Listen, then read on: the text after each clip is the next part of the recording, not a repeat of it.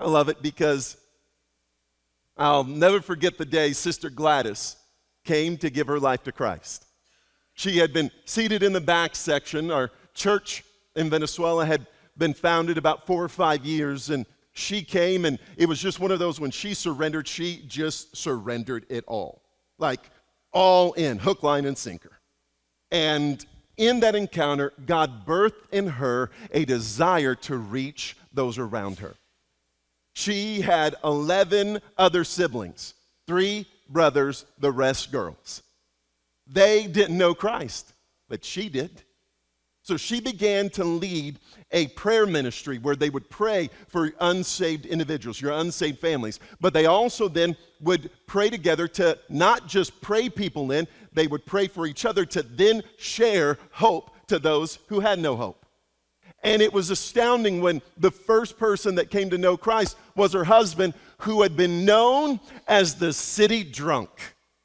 And when he gave his life to Christ, he was transformed in a powerful moment. Years later, he became one of the elders of our church. But then it was sibling after sibling after sibling. Sister Gladys was personally involved in seeing moments to which a divine future was brought out of. One of her sisters was Raquel. These were all hard workers that, were business people. They worked with little shops, with tourism, and they were hard workers. But with their great success came great bondage. Because they didn't have Jesus originally, it was amazing the strongholds that existed in so many people's lives. But there is no stronghold to which Jesus cannot set us free. In a moment with him, transformed one after another, and Raquel gave her life to Christ. Her husband was an alcoholic, and eventually he gave his life to Christ. I grew up with Sister Raquel's daughter, Fernanda. It was my shock when I went to Southeastern University in Florida to school to find out a couple years later that Fernanda was coming to the States to study. Now, again, I'm the analyzer. With that, I went, oh no. You got somebody coming from a third world country, family sacrificing, to get her here. She's going to graduate. She's going to love the state so much. We've got Taco Bell and straight highways. Free refills on Mountain Dew. She's going to taste and see the promised land, right? So from that, I knew how it was going to end up. I saw it. She's going to graduate. She won't go overseas. She was a missions major. And I went, oh man, what a waste. She's going to get, stay here and all this. To my shock, when she graduated, she returned to Venezuela and established what is the World Missions Assembly of God Association for Venezuela. She began to train missionaries and connect churches just like us that could learn to give a faith promise so that missionaries could partner. It wouldn't just be one church's responsibility, but all of our responsibility. That we could send out missionaries. And from our home church in Venezuela, they began with a missionary in Colombia. Then they moved to have a missionary in Spain. Then they began to train missionaries to move into the Arab world. 2019, right before the whole world shut down, I was in Morocco. And I was with one of our Indiana missionaries, of all things, Chris Martin.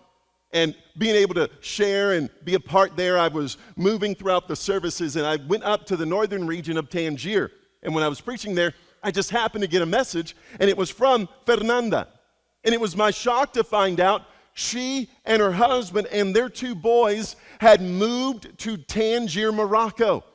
And they arrived in service. That was the church they were attending. And I find out that they are live-dead Arab world missionaries from Venezuela in Morocco.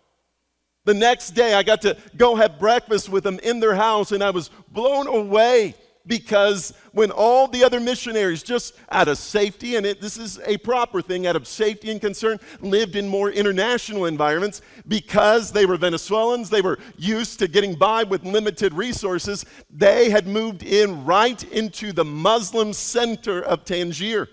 Their flat, their apartment, was on the backside of a mosque. So when we went for breakfast, I'm mesmerized in it. And as we're having breakfast, the Muslim call to prayer goes off. And they all stood up as a family. And it kind of shocked me. I didn't know if it was like, again, analyzing, are we getting out of here? Like, what are we doing? They just stood up. And as that Muslim call to prayer went off, they began to recite the Lord's Prayer. They said, when everybody else is praying to a false religion, we're declaring, Lord, your will be done in this earth as it is in heaven.